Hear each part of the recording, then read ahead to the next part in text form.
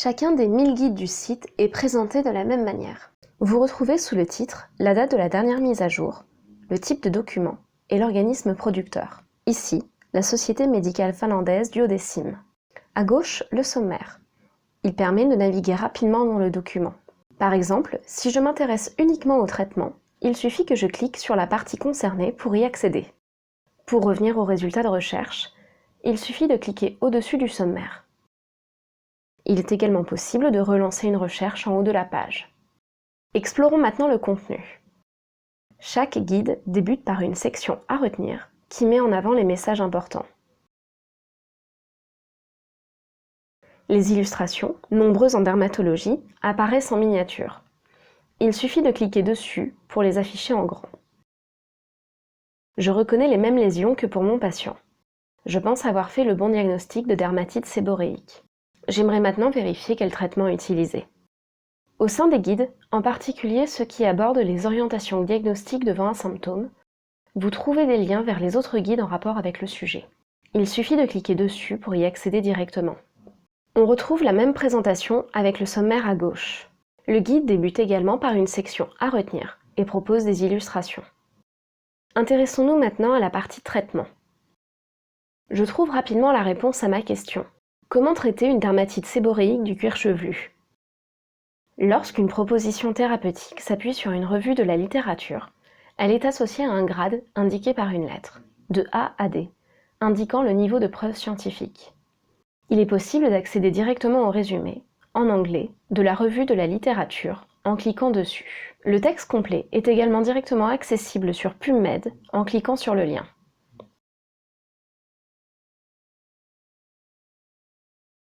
Toutes les références sont également accessibles en fin de guide, ainsi que l'identité du ou des auteurs du guide.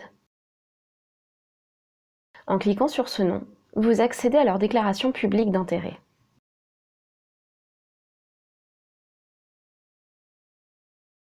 Autre point important, les modifications apportées au guide lors de la dernière mise à jour sont signalées en soulignant le texte. Partons maintenant d'une autre situation. Je souhaite mettre à jour mes connaissances sur la prise en charge de la syphilis. Je cherche donc le guide dédié. Je retrouve mes repères. Sommaire permettant de naviguer à gauche et texte au centre. Dans la partie à retenir, on peut lire que la syphilis serait une maladie à déclaration obligatoire. C'est bien le cas dans certains pays européens, mais pas en France. C'est pourquoi l'équipe éditoriale française le signale. Ce qui nous amène à un point important. Les guides de la Société médicale finlandaise Duodécime sont dans la majorité des cas parfaitement adaptés à l'exercice de la médecine générale en Europe. Cependant, quelques différences peuvent exister en pratique. Les dispositions réglementaires, comme les déclarations obligatoires ou la disponibilité de certains médicaments par exemple. L'équipe éditoriale de BM France se charge également d'identifier les différents points nécessitant d'être précisés et complète si besoin les guides en s'appuyant sur des sources françaises, sans modifier la version originale. Nous portons une attention particulière au traitement des maladies infectieuses qui ne sont pas généralisables à toute l'Europe en raison des différences d'écologie bactérienne. Les sources de chaque remarque sont disponibles. D'ici fin 2021, tous les guides concernant les maladies infectieuses et les pathologies les plus courantes auront été révisés par l'équipe éditoriale. Comme nous l'avons vu, EBM France propose environ 1000 guides de pratique clinique. La majorité sont des guides européens créés par la Société médicale finlandaise Duodécime, puis enrichis par l'équipe éditoriale française. Notre équipe travaille également à intégrer les recommandations françaises, en particulier celles de la HAS, remises en forme selon le même standard que les guides de Duodécime. Les guides français, lorsqu'ils existent, sont mis en avant par le moteur de recherche. Partons d'une situation clinique. Une patiente me consulte car elle se plaint de dyspareunie apparue il y a quelques mois.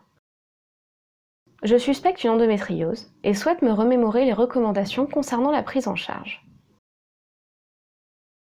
Il existe un guide d'orientation diagnostique devant le symptôme. Le moteur de recherche me propose également les 2 guides sur l'endométriose. Le premier est issu des recommandations de bonne pratique de la HAS, le second est un guide de Duodécime. En recherchant avec un terme différent, on constate que le guide de la HAS est toujours mis en avant de celui de Duodécime.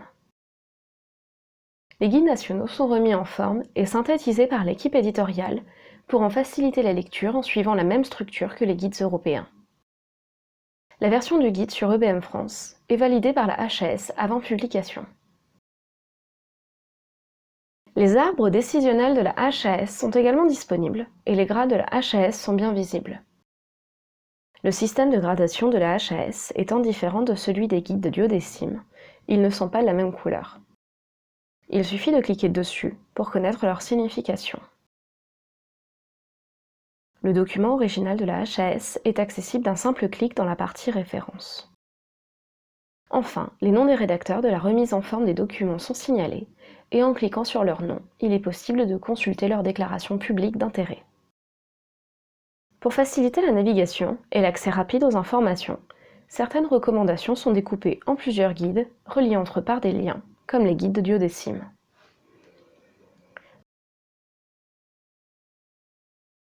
Enfin, l'équipe éditoriale s'efforce d'enrichir les guides nationaux en facilitant l'accès aux informations pratiques.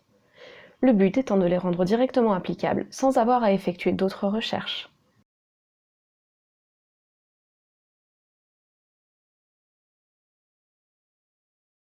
D'autres outils complémentaires sont en développement. Ils viendront enrichir progressivement les guides.